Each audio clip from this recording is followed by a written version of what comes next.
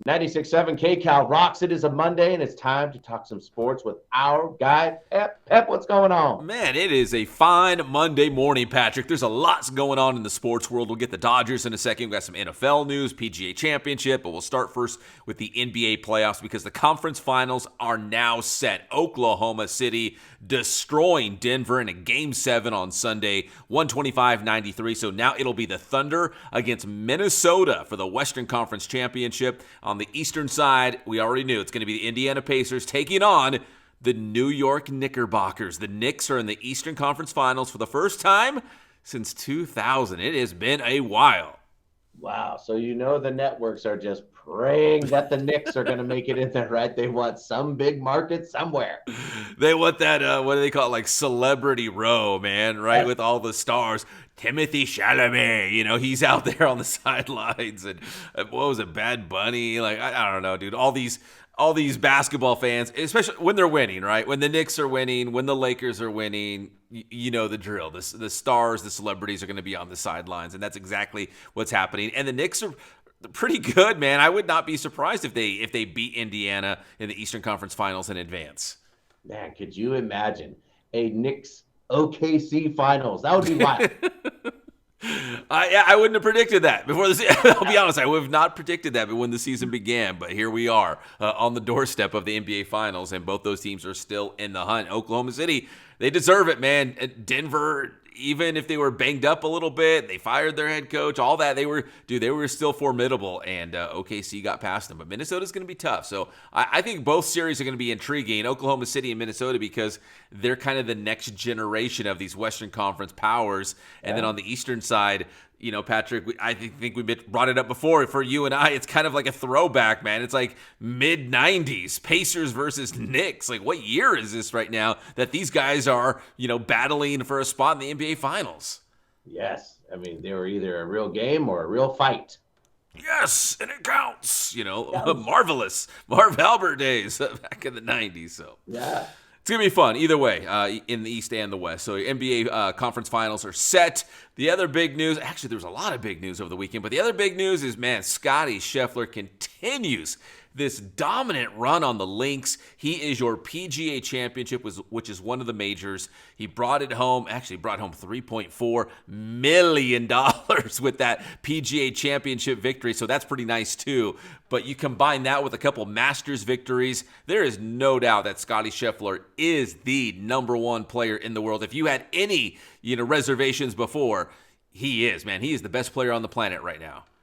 Yep, it does seem like he's starting to collect these victories, isn't he? They're already starting to talk about him. I mean, he has 3 of them now, and he seems to be collecting them pretty easily. Yeah, he looked awesome on Sunday, especially after the turn, the back nine. Like, he was awesome. So, Scottie Scheffler, your PGA Championship. Might not be his last major of the season, too. This guy might get hot this summer and win a couple more, so we'll see how it pans out. But he is the best player on the planet. Again, $3.4 million for that PGA Championship victory at Quail Hollow in North Carolina.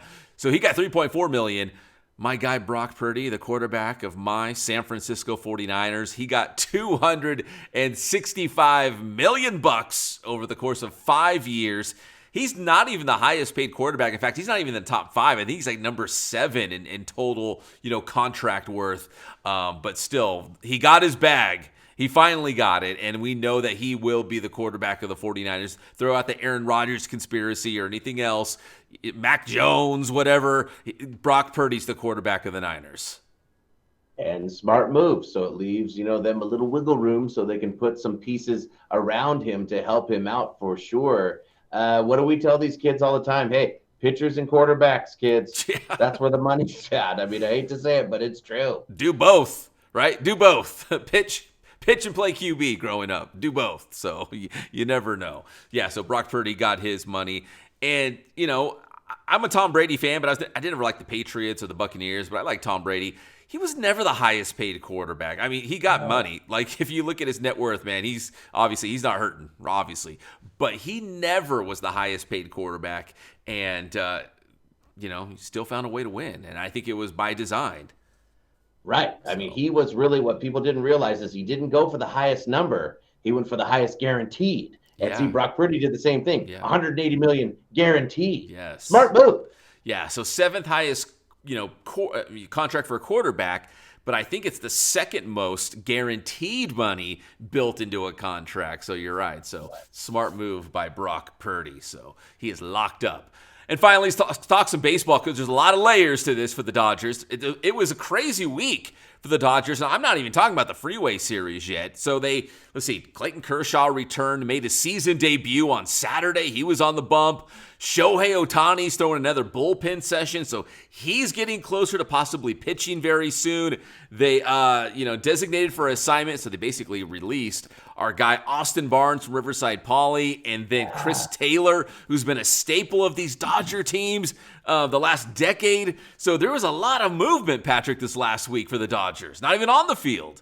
Sometimes you got to make some tough moves. It was really hard to see Austin Barnes. I can remember interviewing him over there at spring training, and it was very tough to hear that because he's our boy. Yeah. He's our, I wouldn't be surprised if somebody picks him up at all in any way, shape, or form. So best of luck to our Riverside kid, Austin Barnes. Yeah, I think someone's going to scoop him up for sure, just based on his experience and what he brings to the locker room. It's just kind of weird timing. Someone else brought up the fact that, Austin Barnes is Clayton Kershaw's guy. When Kershaw throws, he is the catcher. So to be released basically the week of Clayton Kershaw's season debut, it was like, oh, really? You think if anyone, you'd at least have him for his, Kershaw's return to the mound. And no, it was just kind of, days before Kershaw came back.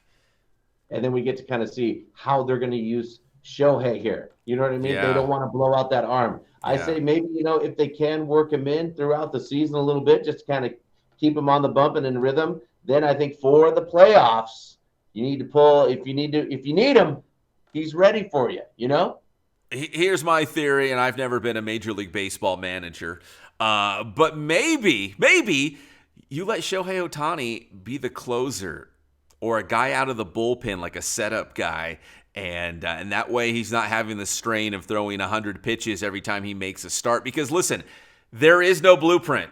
How do you do this? What's too much? How often should he pitch? Like, what's too, load management? We hear it in the NBA. What does that mean for a guy like Shohei Ohtani? So he's 30 years old. There is no blueprint. They have to figure it out. But if I was a Major League Baseball manager, if I was Dave Roberts, maybe let him be the closer or the setup guy.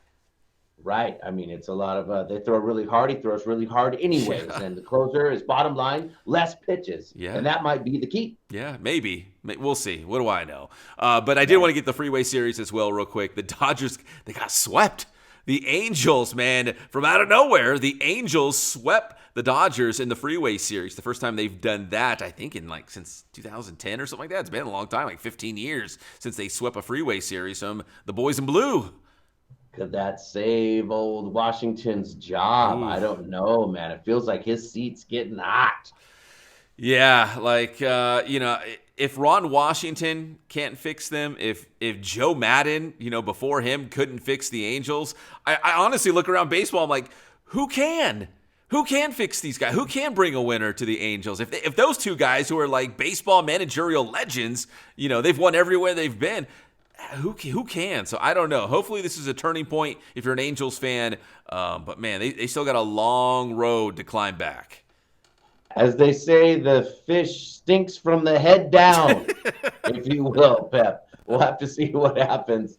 And I can't wait to talk to Pep on Thursday when there will be more developments in the sports world. Pep, tell me how to get your stuff. What's the deal with the Dodgers? We'll find out. Yeah. Get my stuff on Inland Sports, X, Instagram, Facebook. We're also on YouTube. That's Inland Sports. Thanks, Pep.